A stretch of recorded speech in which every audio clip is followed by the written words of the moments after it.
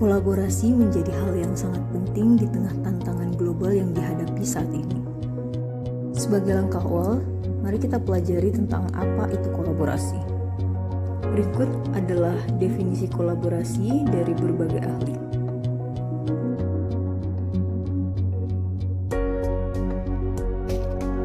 Kolaborasi pemerintahan. Menurut Irawan, collaborative governance sebagai sebuah proses yang melibatkan norma bersama dan interaksi saling menguntungkan antar aktor governance. Collaborative governance dalam artian sempit merupakan kelompok aktor dan fungsi.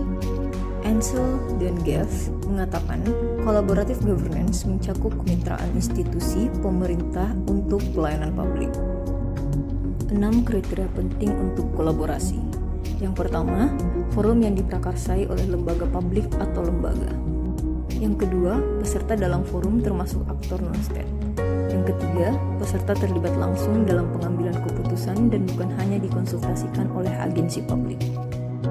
Keempat, forum secara resmi diatur dan bertemu secara kolektif. Kelima, forum ini bertujuan untuk membuat keputusan dengan konsensus. Dan terakhir, fokus kolaborasi adalah kebijakan publik atau manajemen. Panduan perilaku atau kode etik. Yang pertama, memberikan kesempatan kepada berbagai pihak untuk berkontribusi. Kedua, terbuka dalam bekerja sama dalam menghasilkan nilai tambah. Dan yang ketiga, menggerakkan pemanfaatan berbagai sumber daya untuk tujuan bersama. 3 tahapan yang dapat dilakukan dalam melakukan asesmen terhadap tata kelola kolaborasi. Yang pertama, mengidentifikasi permasalahan dan peluang. Yang kedua, merencanakan aksi kolaborasi. Dan yang ketiga, mendiskusikan strategi untuk mempengaruhi. Konkretisasi kolaborasi pemerintahan atau whole of government.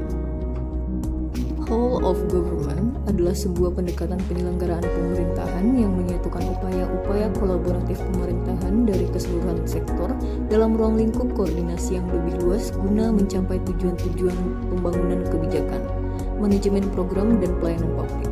Oleh karenanya, WOG juga dikenal sebagai pendekatan interagensi, yaitu pendekatan yang melibatkan sejumlah kelembagaan yang terkait dengan urusan-urusan yang relevan. Selanjutnya, mari mengenal praktik dan aspek normatif kolaborasi pemerintah. Organisasi yang memiliki kolaboratif kultur, indikatornya sebagai berikut. Pertama, organisasi menganggap perubahan sebagai sesuatu yang alami dan perlu terjadi. Kedua, organisasi menganggap individu sebagai aset berharga dan membutuhkan upaya yang diperlukan untuk terus menghormati pekerjaan mereka. Ketiga, organisasi memberikan perhatian yang adil bagi staf yang mau mencoba dan mengambil resiko yang wajar dalam menyelesaikan tugas mereka. Keempat, pendapat yang berbeda didorong dan didukung dalam organisasi. Setiap kontribusi dan pendapat sangat dihargai. Kelima, masalah dalam organisasi dibahas transparan untuk menghindari konflik. Keenam, kolaborasi dan kerja tim antar divisi adalah didorong. Dan yang terakhir, secara keseluruhan setiap divisi memiliki kesadaran terhadap kualitas layanan yang diberikan. Beberapa aktivitas kolaborasi antar organisasi yaitu kerjasama informal, perjanjian bantuan bersama, memberikan pelatihan, menerima pelatihan, perencanaan bersama, menyediakan peralatan, menerima peralatan, memberikan bantuan teknis, menerima bantuan teknis, memberikan pengelolaan hibah, dan menerima pengelolaan hibah.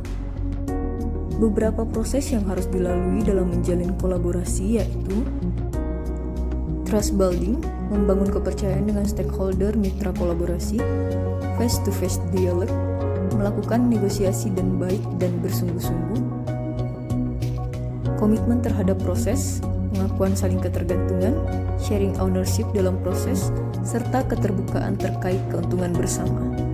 Pemahaman bersama berkaitan dengan kejelasan misi, definisi bersama terkait permasalahan, serta mengidentifikasi nilai bersama, dan menetapkan outcome antara. Aspek normatif kolaborasi pemerintahan. Berdasarkan ketentuan pasal 34 ayat 4 Undang-Undang Nomor 30 Tahun 2014 tentang Administrasi Pemerintahan diatur bahwa penyelenggaraan pemerintahan yang melibatkan kewenangan lintas badan dan atau pejabat pemerintahan dilaksanakan melalui kerjasama antar badan dan atau pejabat pemerintahan yang terlibat, kecuali ditentukan lain dalam ketentuan peraturan perundang-undangan. Beberapa aspek normatif kolaborasi pemerintahan.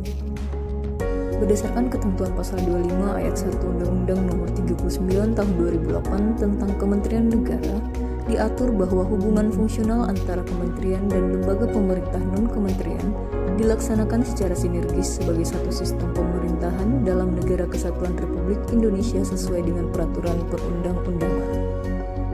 Dan normatif kolaborasi pemerintahan terkait kerjasama daerah berdasarkan ketentuan pasal 363 Undang-Undang Nomor 23 Tahun 2014 tentang pemerintahan daerah diatur bahwa dalam rangka meningkatkan kesejahteraan rakyat, daerah dapat mengadakan kerjasama yang didasarkan pada pertimbangan efisiensi dan efektivitas pelayanan publik serta saling menguntungkan.